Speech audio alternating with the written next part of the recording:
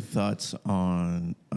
Because I've been in both sides, in the directing side and the DP side. I'm now more in the producer side, but I've been in a situation where I'm not a savvy DP. You know, I don't know the technical names and the technical language, right, to communicate what I want to a gaffer that has like 20 years in the industry or whatever.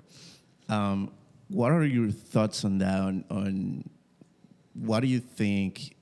Is there any path to kind of understand or make you understand to the people that you have on set?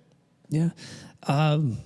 A lot of people want to route, shadow like, David. Fake it till you make it type of deal, right? I don't know. I'm a weird creature where I read and watch a lot of stuff. Like I every morning when I wake up, I will make breakfast and I sit at my breakfast table and I watch an episode of Studio Binder, right? And there'll be like tiny excerpts of like, what is a villain or what is a story arc, and it's stuff that doesn't even sometimes pertain to what I do, but it's just like growing your film knowledge all the time. Yeah. And then there are people out there that will help you, right? I remember I had somebody that would have just like taken me underneath their wing and been like, this is how you do it.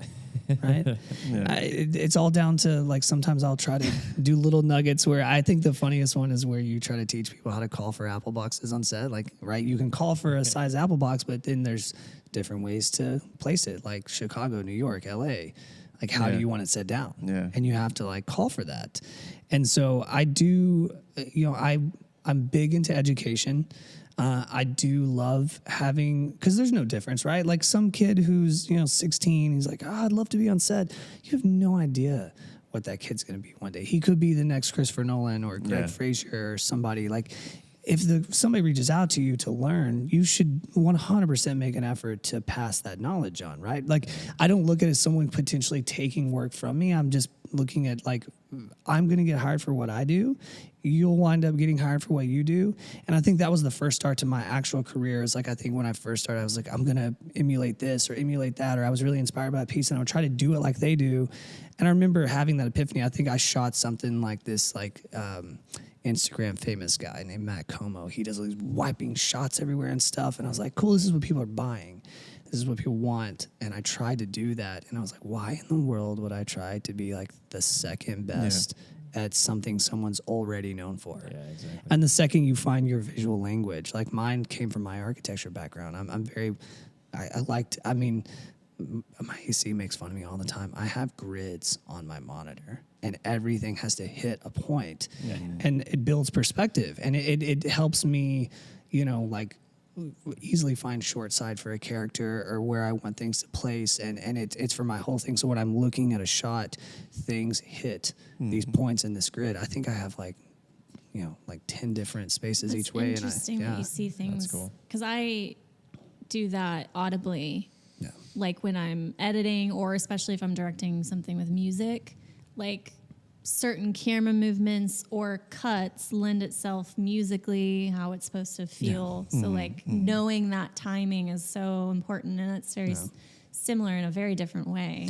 Well, it's just, we all have something. You're going to fall back onto what you are internally anyways. So you can learn a lot of things from a lot of people, but I think you're either a filmmaker or you're not. Like, you can learn a lot of stuff, but you're just either naturally going to be a storyteller or you're not. There's people that can go around the campfire and you'll naturally see them rise and tell the best stories. And then everyone else kind of watches, right? So that's what separates storytellers and audience. Yeah. And so, you just kind of find the way you best tell a story. And that's the best success you're going to have, right? Because you're naturally just going to be yourself and do what you do. And so just be authentic to the stories you want to tell. And that's the best way to get anywhere. And then, I am trying to do opportunities for kids to come on set. I mean, it's kind of cool to watch them grow too. Like, I have a little kid. Well, he's not that little of a kid anymore. I mean, his name's Carson. Carson, he came out in PA a couple times, and then he actually shot a couple frames in a music video I did not too long ago. I let him op cam, and he's cool. Was good at it. But he comes in and he works hard. He PAs, and then he just shadows because he wants to DP, and yeah, so it's just kind of cool to help share, because you don't know what people don't know, and you don't know how much you know, because there's not, like, no one's measuring you on set, right? You just, they're there to do a job. So it's not like, oh, I know more than you do, or this person knows more than you do, right? You just, like, have your knowledge, and I'm not really ever worried about what anybody else does, as long as they do their job.